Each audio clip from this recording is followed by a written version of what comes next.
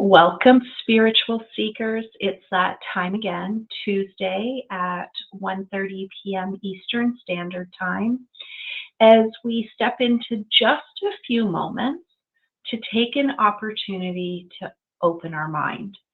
While we're waiting for anyone to join us, let me take a quick minute to introduce myself. My name is Tracy. I'm a spiritual Zenagogue. What that means is that my purpose on this planet is as the translator of the human being user manual, a cellular memory repository within every single human being, woo, every single human being layers of their bioenergetic field. It also means that I'm a the tour guide of the human experience.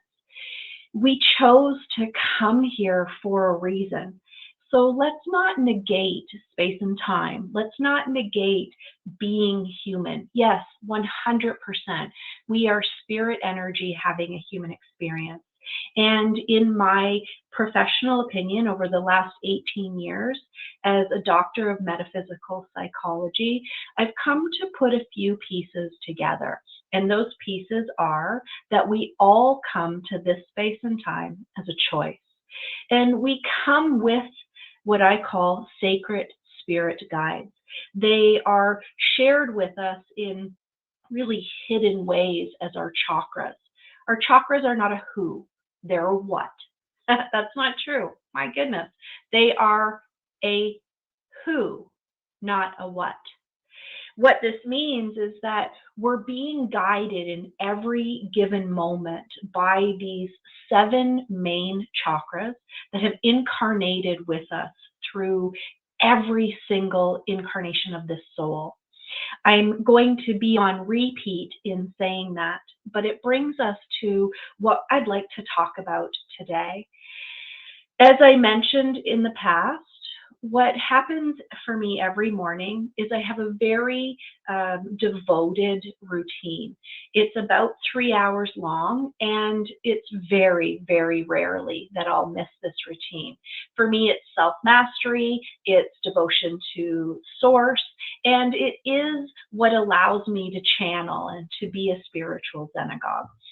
In this, I tap into what I call the collective energy.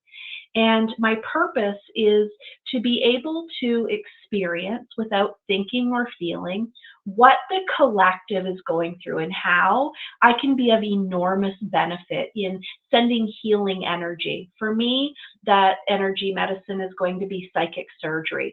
I'm going to literally take out the negative energies that are tipping the balance and replace those with the positive energies. My purpose on this planet, as part of my own divine assignment, my first love story, is balance. It's what I'm here to do, to create and maintain. I believe it's because of this divine assignment that I'm able to channel the Egyptian goddess Ma'at. She is the goddess of balance and justice. And so I lean on her a lot when I go into the collective energy, specifically asking to show me what is out of balance and how, as a spiritual Zenagogue, can I be of enormous benefit just by being in alignment to my truth, to my own self-mastery. And what she shares with me, what I see in the collective consciousness, is what I use to teach, to treat, to heal, to guide those spiritual seekers that find what I have to share interesting. So today, in Open Your Mind, where I'd like to go is acknowledging the apprehension that is in the collective right now. And I want to look at it from 2 very specific perspectives. Apprehension is when you feel like you don't have complete clarity. You don't know the answer. You have a lack of clarity, commitment, contentment. This apprehension is really, really palatable right now out in the collective. Imagine, though, that we're misunderstanding what that apprehension means because we've been trained by trauma to fear things. We don't use it as a moment of pause. When you experience apprehension, what it's saying to you very loudly and very clearly is not yet. I love Cheryl Richardson. She has an oracle card deck called the Self Care card. And one of her cards is, if it isn't a definite yes, then it has to be a no. And for many years, I prescribed to that. But as I've gotten more and more comfortable in channeling the collective, in doing my duty as an earthbound energy worker, I've come to realize that apprehension is highly misunderstood by a lot of us. And so if we stood in that precept of, if it's not a definite yes, it has to be a no, then we're missing out on a lot of lessons that we're here to learn. So let's imagine that apprehension is not having to definitely know if something, someone, someplace is a yes or no, but instead it's asking us to step back, to get present in the moment, and to get really clear with what we want. As spirit energy having a human experience, we have the ability, when we're fully in alignment with our divine assignment, to manifest our reality, and to do that with ease. The challenge is, as human beings, we also have to work through the effects of our negative polarity, which is our trauma, and our positive polarity, which is our power. And so unless we're very consciously aware of, oh, I'm being triggered by my trauma to learn how to be in my power, then we can easily misunderstand apprehension. So if you are doubting, if you are questioning, if you are lacking confidence in direction, I want you to imagine that that's the energy of the universe saying, get clear with what you want to create. It's actually a gift. It's stopping us, literally blocking, it's stopping us from going in the wrong direction, from creating pathways with people, places, things, scene, situations, and scenarios that aren't in our highest good. A lot of apprehension comes from judging what we're experiencing as self-doubt, as questioning, as lack of confidence, as a negative thing. What if apprehension was simply the pause button? Knowing the difference between a yes and a no is held within the body. One of the things that I teach is that we each have sacred guides that come in each incarnation to guide, teach, heal, and protect us. These are called the chakras. And anyone who is a part of a mystical society or a mystery school would understand that the chakras are literally guides that incarnate with our soul in every lifetime. And their purpose is communication. They communicate to our conscious awareness, our mind or our ego, whose purpose is to navigate the outside world, what soul is thinking and feeling. But the body is also used to communicate with soul what's going on in the external. If it's true that each of us have one singular guide whose job is to keep us in alignment with our truth, and we know which chakra that is, we can use that to alleviate any apprehension, to cancel any self-doubt. We literally need to connect to our body. Over the last couple weeks that we've been doing Open Your Mind, I've done my best to add an element of connecting to your body. What if, through the chakras, your physical body's purpose was to tell you the truth? Not what you want to hear, not what you need to hear, but the truth. Each chakra has a very, very, very specific message about the truth and the experiences that we're having in any given moment. I'm going to do it really, really quick. But if you go to my business Facebook page, it's called Tracy Trimble PhD, no spaces. There's actually an 8-part course that dives into each of the chakras, giving you this specific information that I'm going to whip through super, super quick. Crown chakra, from third eye to above your head, is disconnection, isolation, and loneliness. That's the message. From third eye to the soft part of your nose, this is going to be stories and illusions that control and compel us. From the soft part of your nose to your clavicle, this is throat chakra. Thoughts and words aligning to actions and inactions as our truth. Clavicle to sternum is heart chakra. Sadness, grief, and a perceived sense of loss of self. From sternum to belly button is solar chakra. Shame, anger, and lack of awareness, worthiness, and abundance. From the belly button to the pubic bone is sacral chakra, guilt and blame, taking from us the ability to find a solution to any challenge. And from pubic bone to feet is root, the belief that we are not safe, secure, and supported. As we begin to feel apprehension, I want you to imagine that that's a frequency and vibration pushing in on us, asking us to check in with our chakras. Where are we feeling an annoyance? Itchy, scratchy, throbby, burny, tingly, numb. If we don't listen to this very gentle message, it's going to turn to consistent pain, to dysfunction, and disease.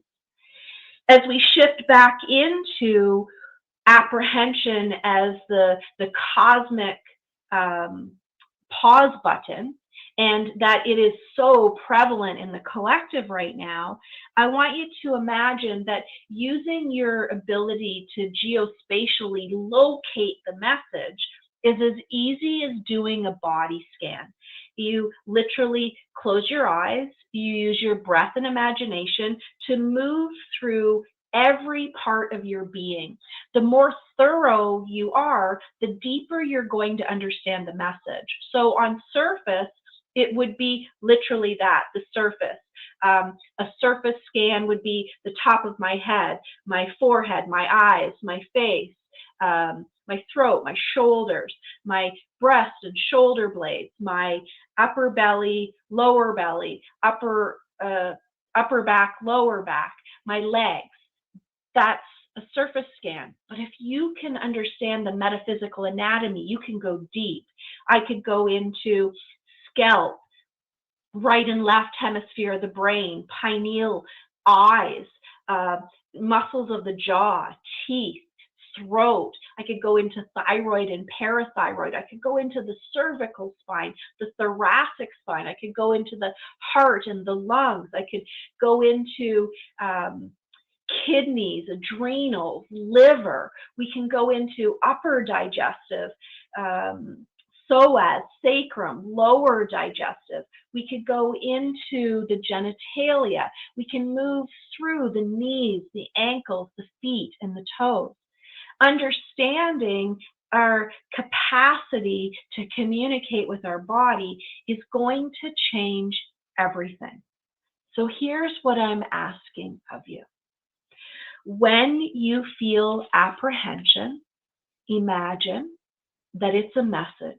When you don't feel clear, confident, or have the ability to know exactly who you want to be or what you want to create, imagine apprehension as a message from the cosmic to pause, to take a few minutes to scan your physical body and find out where those messages are.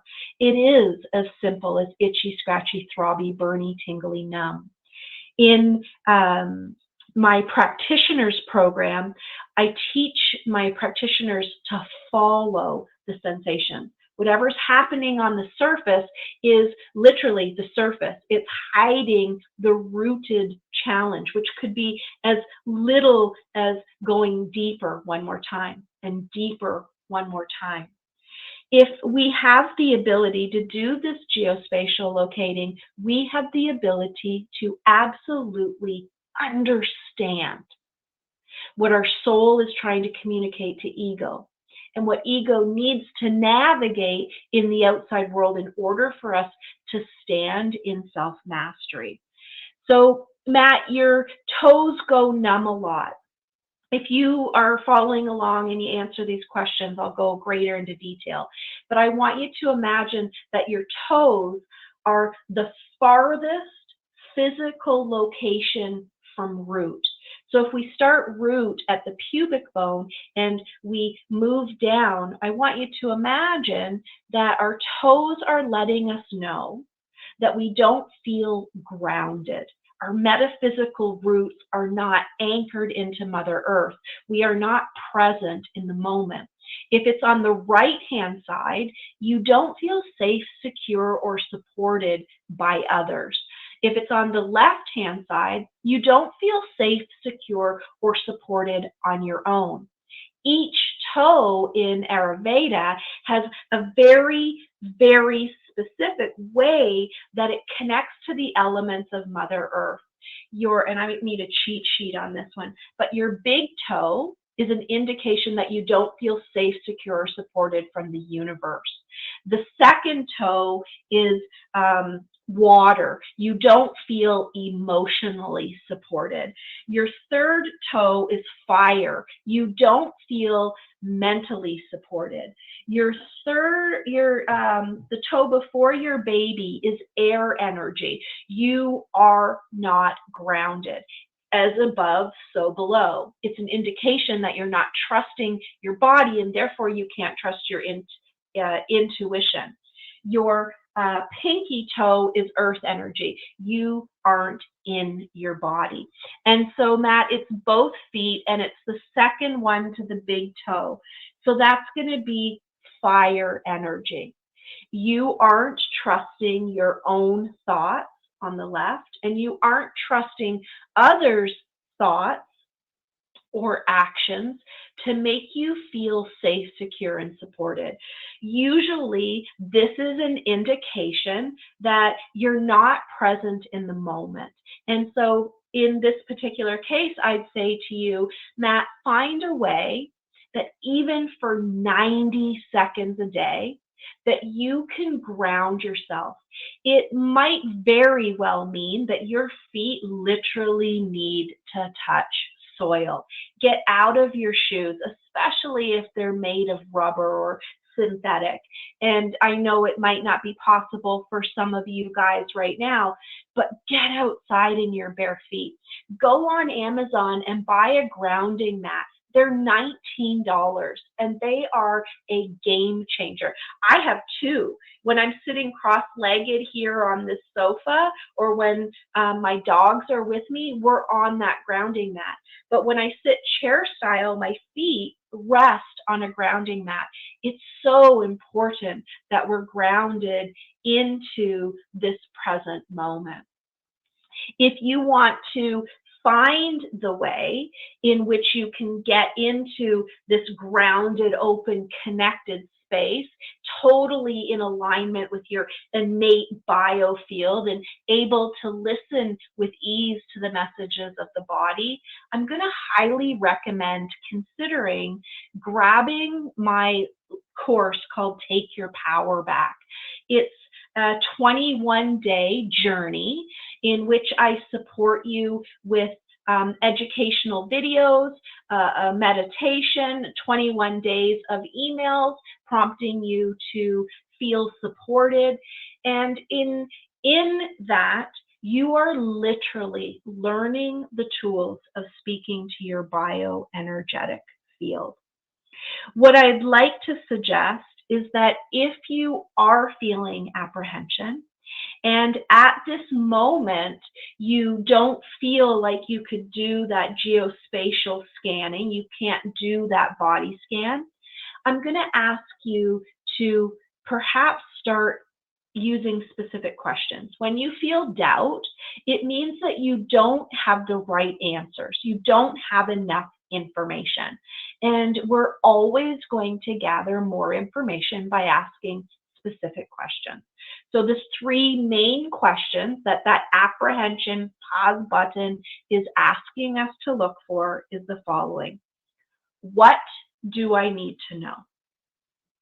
What do I need to release? And what about this is not serving me? I want you to be very, very, very, very conscious of not asking why. When we ask what, we are gathering information. It gets channeled from our Akashic records, but it also comes to us as coincidences and illuminations from outside. But when we ask why, the external environment needs to show us why. So if you say something to the effect of, why am I so apprehensive? Why don't I know what I want? The universe is going to show you by throwing all of the answers, experiences of you not knowing what you want. Why am I so angry? The universe is going to give you a whole bunch of things to be angry about, not as a punishment, but because that information is required in order for us to learn. We must first be triggered in order to stand in our power. It has been, I'm over time. I apologize for taking more time than I said I would. Sometimes I get very passionate, and this happened to be one of those times. So thank you for staying with me. I look forward to any questions, concerns, or ideas that you have. You can post in your Divinate community, or you can also email me, Tracy, TRACI, at tracytrimble.ca. I will get back to you as quickly as possible. Please be patient. I work Monday, Tuesday, and Thursday, 10 a.m. to 10 p.m. So it's very unlikely I'll have a chance to get to you then, but I will get back to you quickly. Thank you for being with me, and namaste.